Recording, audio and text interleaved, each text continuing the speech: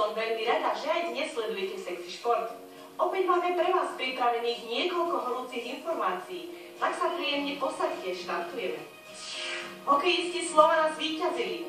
Po reprezentačnej prestávke sa fanúšikovia v Bratislave opäť vybrali na KHL-ku.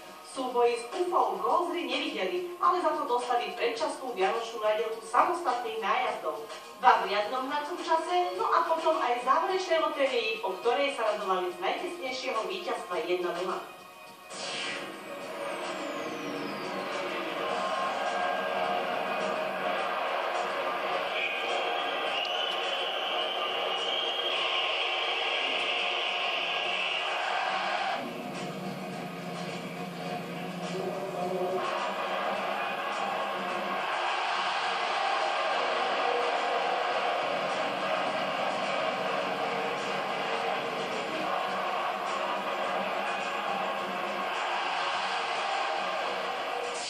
O víťazstve rozhodol Michal Wonderka.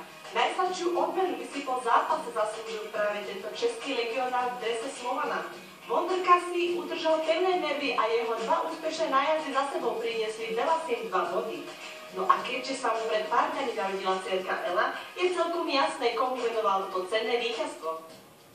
Já musím říct, že mám skvělou přítelkyni a že se prostě pomalu stará a já se snažím jí maximálně pomoct přes den a ona mě prostě nechává spát v noci, takže z tohohle je to úplně perfektní a jsem tam párkrát slyšel, že tam hráli písničku, myslím, že to je K-Train, ta Ela, tak jsem si na ní vzpomněl, tak určitě jí to věnu.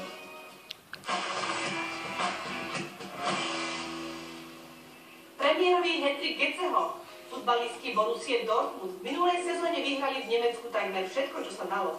K majstrovskému titulu pridali aj triumf v domácom pohári, no a na víťaznej vlne sa chceli povoziť aj v tomto ročníku. V Bundeslige to ale na obhajobu prvenstva nevyzerá, pretože na mníchovský Bayern strácajú 12 bodov. V pohári sa im však